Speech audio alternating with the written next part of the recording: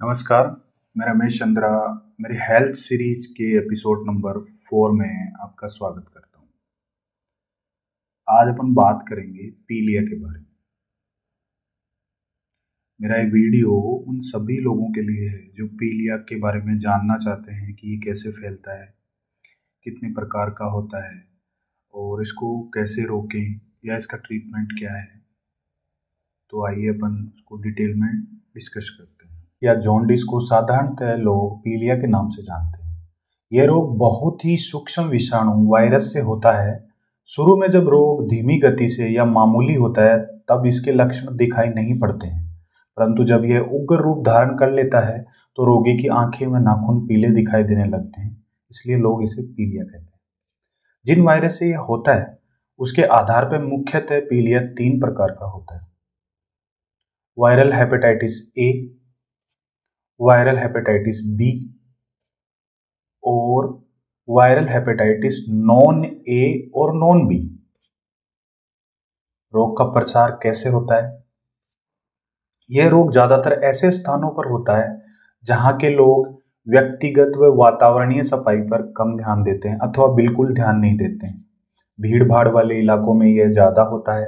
Viral hepatitis B blood या उससे निर्मित प्रोडक्ट और सेक्सुअल कॉन्टेक्ट से होता है, एज लाइक एड्स। और वायरल हेपेटाइटिस ए तथा नॉन ए और नॉन बी, जो दोनों अलग टाइप हैं, एक व्यक्ति से दूसरे व्यक्ति के नजदीक संपर्क यानी कि क्लोज कॉन्टेक्ट से होता है। यह वायरस रोगी के मल में होते हैं और पीलिया रोगी से पीड़ित व्यक्ति के मल से दूषित जल अथवा भोजन के द्वारा इसका प्रसार होता है। ऐसा हो सकता है कि कुछ रोगियों की आंख, नाखून या शरीर आदि पीले नहीं दिखाई दे, परंतु यदि वे इस रोग से ग्रसित हैं तो अन्य रोगियों की तरह यह रोग को फैला सकते हैं। वायरल हेपेटाइटिस बी खून व खून से निर्मित पदार्थों के आदान प्रदान एवं यौन क्रिया द्वारा फैलता है। इसमें वह व्यक्ति जिसको ब्लड देता है उसे भी रोगी बना देता है। यहाँ खून देने वाला रोगी व्यक्ति रोगवाहक बन जाता है। बिना उबली हुई सुई, इसको हम एनेस्टेराइल सिरिंज बोलते हैं, से इंजेक्शन लगाने पे भी ये रोग फैल सकता है। पीलिया रोग से ग्रसित व्यक्ति का जो वायरस है वो निरोगी मनुष्य के शरीर में प्रत्यक्ष रूप से यानी कि अंगुलियों से टच जिसको बोलते हैं, और अप्रत्यक्ष रूप से यानी रोगी के मल से या मक्खियों द्वारा पहुंच जाते हैं। इससे स्वस्थ मनुष्य भी रोगग्रस्त हो जाता है। रोग कहाँ और कब फैलता है? ए प्रकार का पीलिया तथा नॉन ए व नॉन बी पीलिया सारे संसार में पाया जाता है। भारत में भी इस रोग की महामारी के रूप में फैलने की घटनाएं प्रकाश में आई है। हालांकि यह रोग वर्ष में कभी भी हो सकता है, परंतु अगस्त, सितंबर और अक्टूबर के महीनों में लोग इस रोग से अधिक शिकार होते हैं। सर्दी शुरू होने पर इसके प्रसार में कमी आ जाती है। रोग के लक्षण कब आते हैं? देखो, 2 तरीके के हैं। ए प्रकार के पीलिया और नॉन बी तरीके के पीलिया में रोगी के संपर्क में आने के 3 या 6 सप्ताह बाद में रोग के लक्षण प्रकट होते हैं, और बी प्रकार के पीलिया में 6 सप्ताह के बाद ही रोगों के लक्षण प्रकट होते हैं। पीलिया रोग के लक्षण हैं: रोगी को बुखार रहना, भूख न लगना, चिकनाई वाले भोजन में अरुचि, जी मचलाना और कभी कभी उल्टियां होना, सिर में दर्द होना, ज्यादातर सिर के दाहिने भाग में दर्द रहना, आंख व नाखून का रंग पीला होना, फेसा पीला आना, अत्यधिक कमजोरी और थका थका सा लगना। रोग किसे हो सकता है? यह रोग किसी भी अवस्था के व्यक्ति को हो सकता है। हाँ, रोग की उग्रता रोगी की अवस्था पर जरूर निर्भर करती है। गर्भवती महिलाओं पर इस रोग के लक्षण बहुत ही उग्र होते हैं और उन्हें यह ज्यादा समय तक कष्ट देता है। इसी प्रकार नवजात शिशुओं में भी यह रोग उग्र होता है तथा जानलेवा भी हो सकता है। बी प्रकार का वायरल हेपेटाइटिस व्यावसायिक खून देने वाले व्यक्तियों से खून प्राप्त करने वाले व्यक्तियों को और मादक दवाओं का सेवन करने वाले व अनजान व्यक्तियों से यौन संबंध स्थापित करने वाले लोगों में ज्यादा होता है। रोग की जटिलताएं क्या क्या हैं? ज्यादातर लोगों पर इस रोग का आक्रमण साधारण ही होता है, परंतु कभी कभी रोग की विभीषणता के कारण सीवियर लीवर दोष उत्पन्न हो जाते हैं। बी प्रकार का पीलिया ज्यादा गंभीर होता है, इसमें जटिलताएं अधिक होती है, इसकी मृत्यु दर भी अधिक होती है। उपचार क्या क्या करना चाहिए? रोगी को शीघ्र ही डॉक्टर के पास जाकर परामर्श लेना चाहिए। बिस्तर पर आराम करना चाहिए, घूमना फिरना नहीं चाहिए। लगातार जांच करवाते हुए रहना चाहिए। डॉक्टरों की सलाह से भोजन में प्रोटीन और कार्ब्स वाले पदार्थों का सेवन करना चाहिए।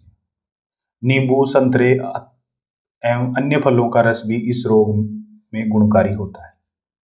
वसा युक्त यानी घी गरिष्ठ भोजन का सेवन इसमें हानिकारक होता है।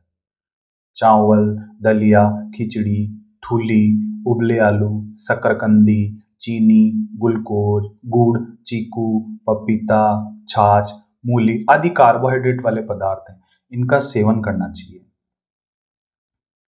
रोग की रोकथाम एवं बचाव कैसे करें? पीलिया रोग के प्रकोप से बचने के लिए कुछ साधारण बातों का ध्यान रखना जरूरी है।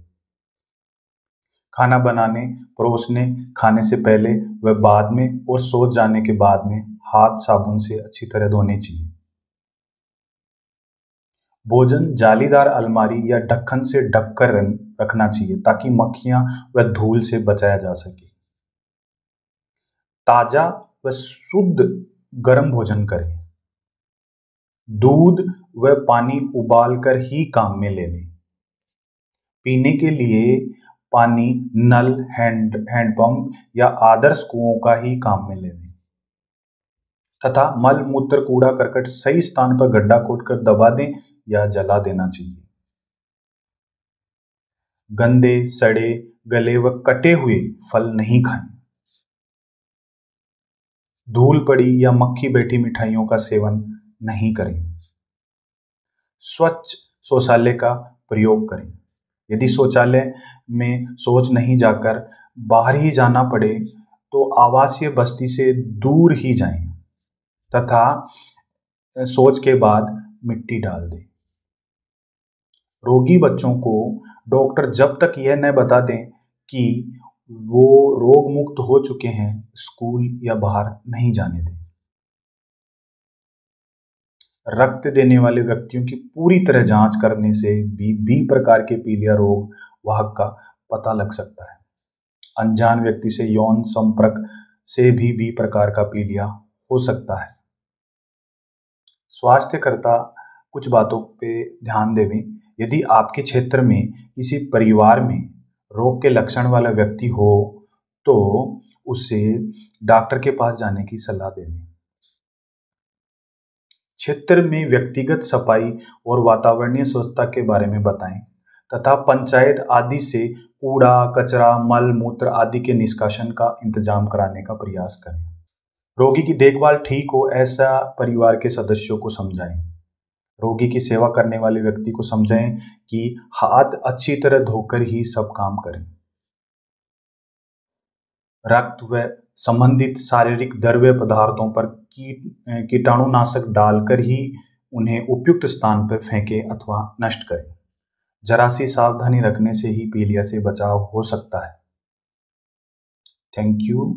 स्वच्छ भारत और निरोगी भारत की कामना के साथ इजाज़त दीजिए। जल्द ही नेक्स्ट एपिसोड में मिलते हैं। धन्यवाद।